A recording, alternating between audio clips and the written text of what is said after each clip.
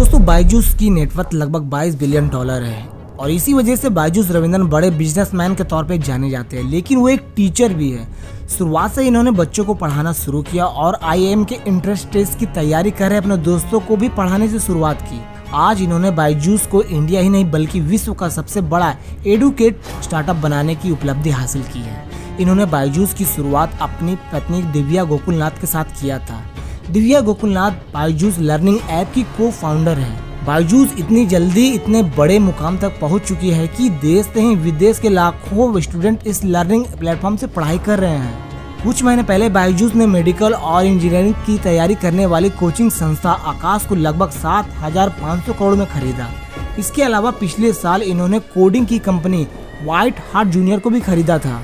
दोस्तों बायजू रविंद्र का जन्म साल 1981 में भारत के केरल राज्य के कोझिकोड गांव में हुआ, जो एक कुन्नूर जिले के अंतर्गत आता है। इनकी माता का नाम सुहावल्ली और पिता का नाम रविंद्रन है। अगर इनके माता पिता के प्रोफेशन की बात करें तो दोनों ही टीचर हैं। इनकी माँ मैथ्स की टीचर है, पिता फिजिक्स के टीचर हैं। इनके भाई का नाम रिजू रविंद्रन है, जो इनके भाई बायजू के डायरेक्टर हैं। रविंद्रन की शुरुआती शिक्षा गांव से ही एक स्थानीय स्कूल में हुई, जो मलयालम मीडियम स्कूल थी। जिस स्कूल में ये पढ़ते थे इनके माता पिता वहीं शिक्षक थे। बायजू रविंद्रन को शुरू से ही पढ़ाई के साथ खेलों में बहुत रुचि थी। अक्सर ये पढ़ाई के दौरान क्लास छोड़कर खेलने चले जाते थे और खेल में इन्हें फुटबॉल, क्रिकेट, बैडमिंटन और टेनिस पसंद था। दोस्तों मलयालम स्कूल से पढ़ाई करने के कारण इनकी इंग्लिश काफ़ी कमज़ोर थी, लेकिन इन्होंने क्रिकेट की इंग्लिश कमेंट्री सुनकर अपनी इंग्लिश पर अच्छी पकड़ बना ली।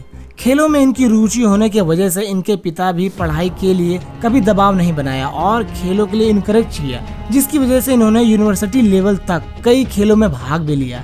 फिर इन्होंने Kunar government college of engineering से अपना बीटेक पूरा किया और एक सर्विस इंजीनियर के रूप में एक मल्टीनेशनल कंपनी ज्वाइन किया।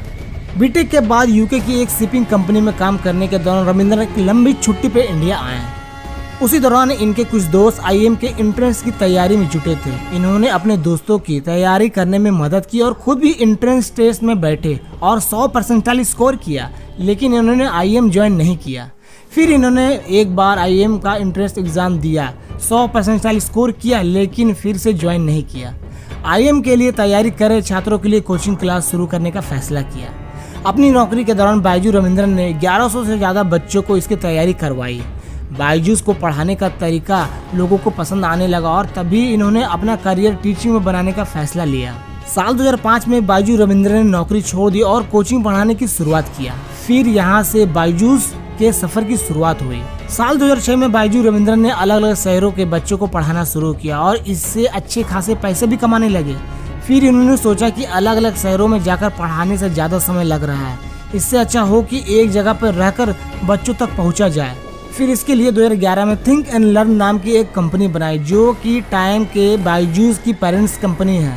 साल 2011 में बायजू रविंद्रन ने अपनी पत्नी दिव्या गोकुलनाथ के साथ मिलकर बायजूस की शुरुआत की। इसके बाद धीरे धीरे लोगों के पास स्मार्टफोन आते गए और इसी को देखते हुए रविंद्रन ने बायजू लर्निंग ऐप लॉन्च कर दी।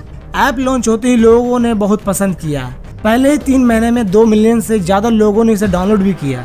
ऐप लॉन्च होने के बाद बायजूस इतना पॉपुलर हो गया कि बायजू रविंद्रन 7 सालों में ही अरबपति बन गए। बायजूस लर्निंग ऐप में कुछ कंटेंट फ्री है, लेकिन एडवांस के लिए आपको पैसे देने पड़ते हैं। बायजूस ऐप में बच्चों को सिखाने के लिए एनिमेटेड वीडियो, कार्टून और स्टोरी फॉर्म में कंटेंट बनाया गया है, जिससे बच्चों को जल्दी समझ में आ जाता है। कंपनी लगातार ग्रो कर रही थी। 2017 में बायजूस ने शाहरुख खान को अपना ब्रांड एम्बेसडर बनाया और 2018 में बायजूस यूनिकॉर्न स्टार्टअप बन गई, यानी कंपनी की वैल्यूएशन $1 बिलियन के पार कर गई। इसके बाद कंपनी के फंडिंग पर फंडिंग मिलती चली गई। साल 2019 में बायजू भारतीय क्रिकेट टीम की स्पॉन्सर बन गई। आपने हमारे खिलाड़ियों की जर्सी पर बायजूस का लोगो देखा होगा। इनको अपने करियर में बेहतरीन काम करने के लिए कई अवार्ड से भी सम्मानित किया जा चुका है। इनको अवार्ड इस तरह से मिले हैं कि जैसे 2019 में मनोरमा न्यूज मेकर पुरस्कार, 2020 में business transformation of Ernst and Young finance entrepreneur of the year, 2020 में अंडर 14 पत्रिका में शामिल हुए, 2021 में entrepreneur of the year Forbes India leadership award. तो बात आती है कि इतने अचीवमेंट हासिल करने के बाद किसी को बुरी नजर कैसे लग गई, क्यों सारी पढ़ाई फेल हो गई। फिर दोस्तों बायजूस के बने रहने पर सवाल उठने लगे। दोस्तों कोरोना काल में बायजूस ने जबरदस्त तरक्की हासिल की, लेकिन महामारी के खत्म होने के बाद मानो बायजूस की बर्बादी की उल्टी गिनती शुरू हो गई। दरअसल कोविड-19 के प्रतिबंध खत्म होने के बाद ऑनलाइन कोचिंग को लेकर छात्रों की रुचि कम होने लगी। इससे बायजूस के कारोबार को बड़ा धक्का लगा। छात्रों की घटती संख्या के कारण बायजूस की आय कम होने लगी। भारी भरकम निवेश के कारण कर्ज बरकरार रहे। रिपोर्ट के अनुसार एक समय ऐसा आ गया कि जब कंपनी की मंथली इनकम 30 करोड़ थी, जबकि खर्च 150 करोड़ रुपए था। ऐसे हालात में बायजूस पर लोन चुकाने का बोझ बढ़ता गया।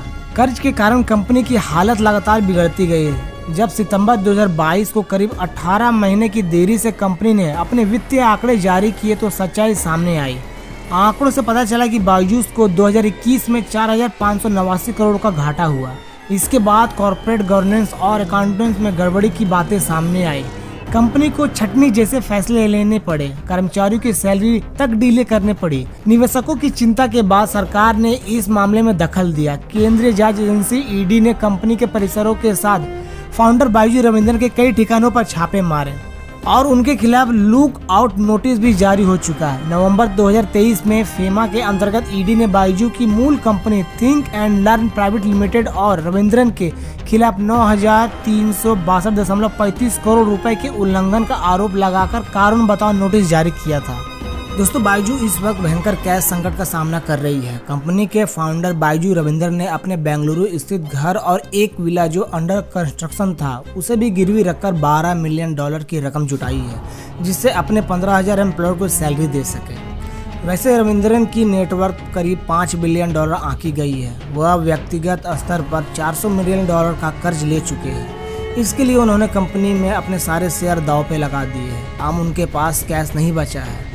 उसके बाद भी रविंद्रन के कई सारे साथियों ने साथ छोड़ जाने के बाद आज भी रविंद्रन को भरोसा है कि फिर से वो अपनी कंपनी को मजबूती से खड़ा कर देंगे। उन्होंने अपने दम पर, एक आइडिया के दम पर इतनी बड़ी कंपनी खड़ी कर दी, जिसे एक बार फिर से वो जोरदार वापसी करने की कोशिश में है।